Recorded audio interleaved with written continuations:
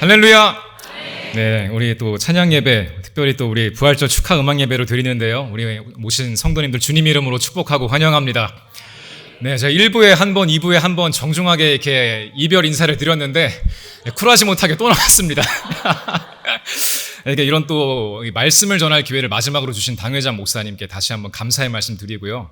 짧은 시간이 되겠지만 특별히 또 여러분을 제가 마음에 품고 기도하면서 주신 감동을 나눌 때 여러분 큰 은혜 받으시기를 주님 이름으로 축원드리겠습니다. 여러분, 제가 열린문교회에 오래 있지 않았지만은 6개월 정도 있다 보니까 이런 큰 행사가 있을 때 굉장히 기대가 되는 거예요. 저도 모르게 지금 열린문의 이 분위기에 굉장히 좀 빠져든 것 같아요. 그래서 이제 예배 드리고 점심 드시고 공부하시고 또 오셔가지고 이렇게 분주하게 움직이시는데 굉장히 이렇게 진심을 가지고 하나님을 높여드리는 모습을 일개 목사인 제가 봐도 이렇게 재밌는데 하나님 보실 때 얼마나 하나님이 좋아하시고 재밌겠어요. 너무나 하나님께 은혜되는 줄 믿습니다.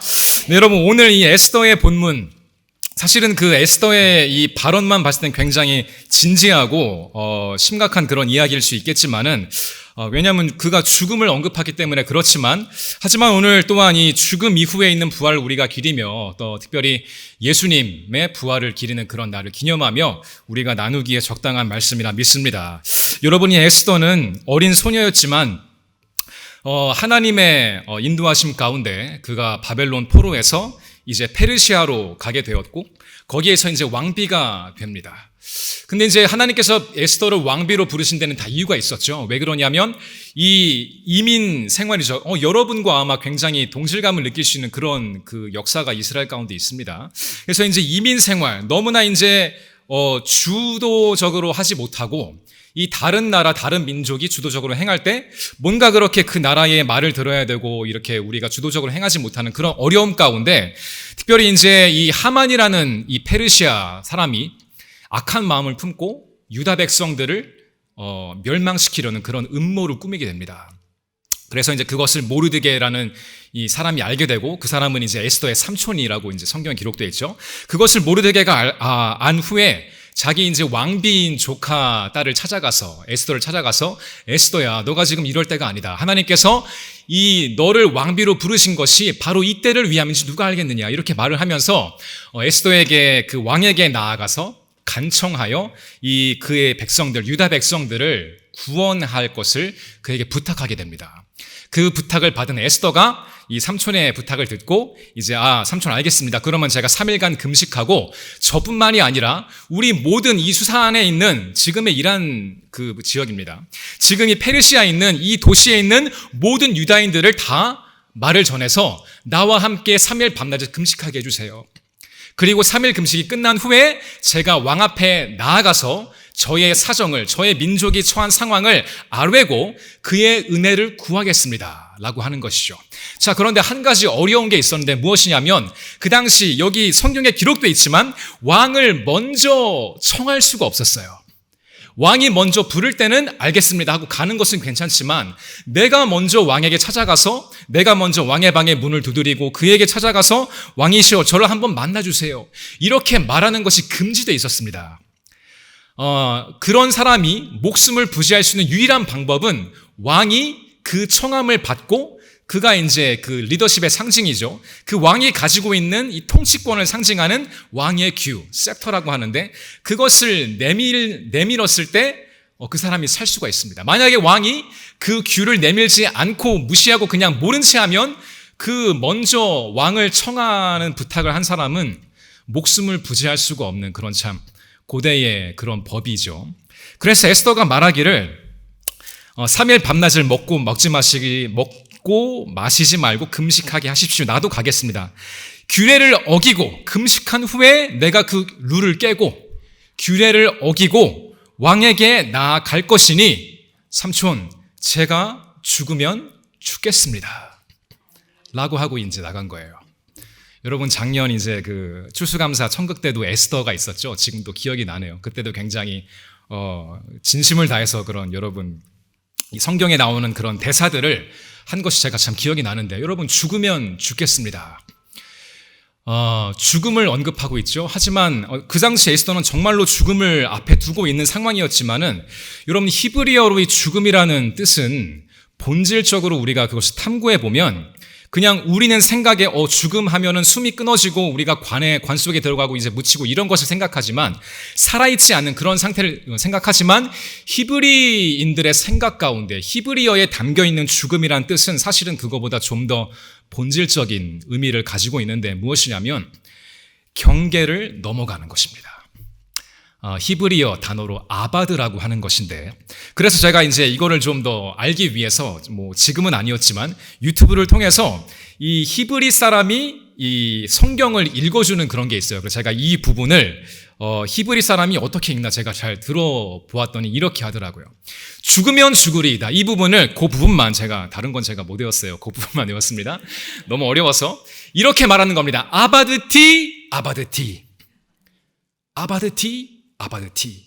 뒤에 티에가 붙는 것은 1인칭 미래형이에요. 그러니까 I will, I shall 이런 뜻이죠. 그런데 이제 아바드란 뜻, 이것을 연구해 보니까 어떤 문, 경계 넘어서 가는 것입니다. 여러분, 그야말로 이 우리가 생각하고 있는 죽음이 그와 같지 않습니까? 여러분, 저와 여러분도 언젠가 세상에 말하는 죽음의 순간을 맛보게 될 것인데, 여러분, 그것은 우리가 죽음이라고 표현할지 모르겠지만 절대로 성경은, 그리고 주님께서는 죽음을 죽음이라 말하지 않습니다. 그가 잠들었다. 오늘 나사로 본문에도 당회자 목사님 말씀하실 때 그가 잠들었다. 주님께서는 죽는다고 말씀하시지 않습니다. 하나님께서 이 세상을 디자인하실 때는, 창조하실 때 원래 죽음이란 건 없었습니다.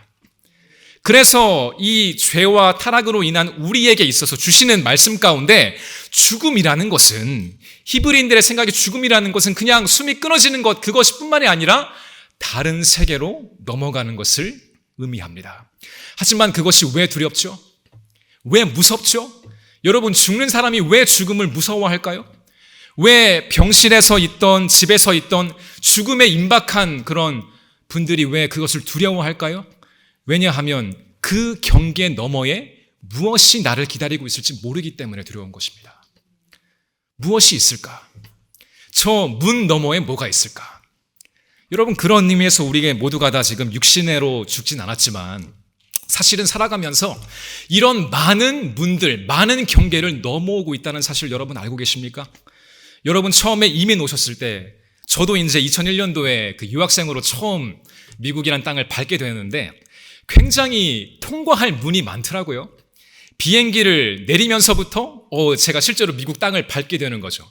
그리고 이제 이민국이란 문이 존재하고, 또 이민국을 지나면 또 관세, 이런 걸 또 이제, 지금은 여러분 많이 간소화되고 사라졌지만 제가 처음 올 때만 해도 이제 그런 관세 이런 걸 그 커스텀 디클러레이션 이런 걸 하면서 그 블루 페이퍼, 여러분 기억하실 겁니다. 파란색 종이에다가 뭔가 내가 가지고 있는 걸 신고해서 적어내는 게 있었어요.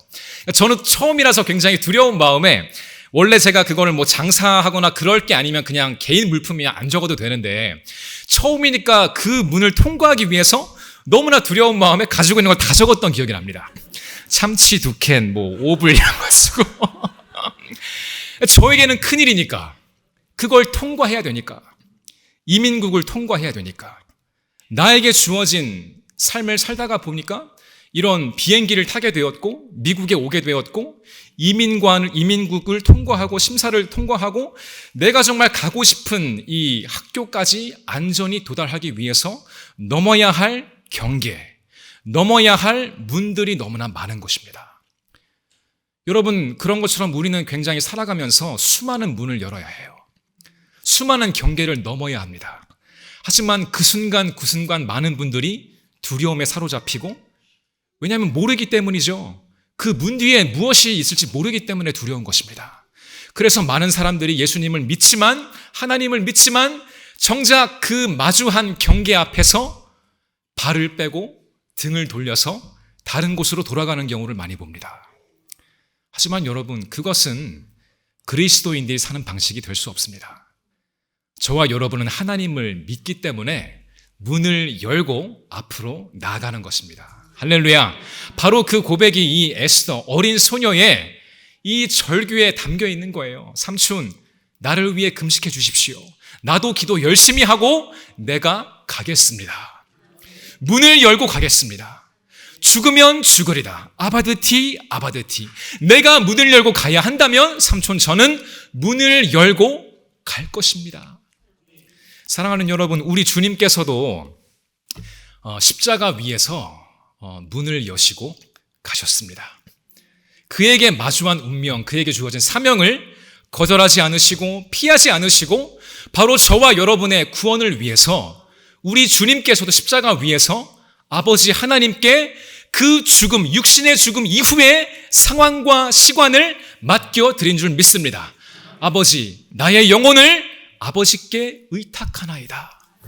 큰 소리를 지르시고 숨지셨습니다. 그 결과가 무엇이었죠?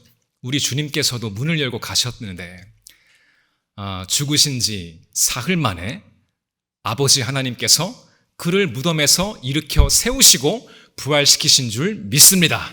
여러분, 그런 것처럼 오늘 여러분 에스더 본문에서도 에스더가 어떻게 되었는지 여러분 알고 계시죠?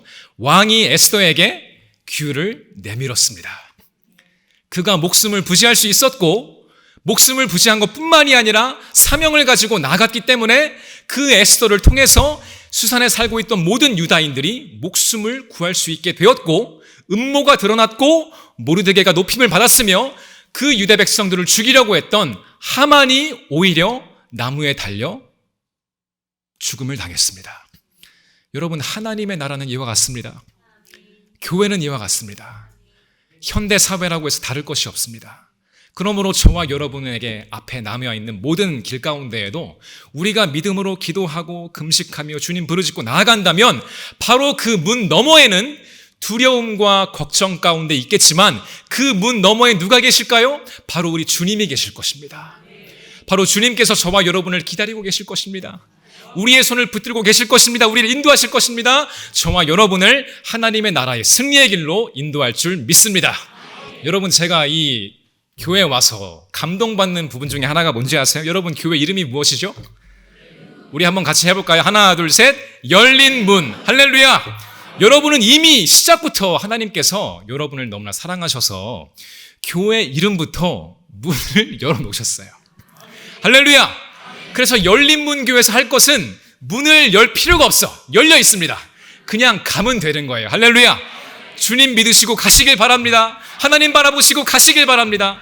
저는 비록 이제 저에게도 이제 큰 문이 기다리고 있죠. 한국 돌아가서 이제 큰 문을 열어야 하는데 여러분 교회 짧은 시간 동안 같이 기도하고 예배드렸던 기억들을 가지고 여러분 교회 이름의 그런 능력을 가지고 돌아가서 저도 열심히 사역할 테니 여러분도 이 LA에서 특별히 교민들을 위해 많이 기도해 주시고 여러분이 항상 기도하셨던 것처럼 여러분의 아들, 딸, 자녀, 자손들을 위해 기도해 주시고 또 사랑하는 여러분의 조국, 저와 여러분의 조국 대한민국과 또 이제 남은 큰 우리나라의 큰 문이겠죠. 북한을 위해서도 기도해 주시기를 당부드리겠습니다.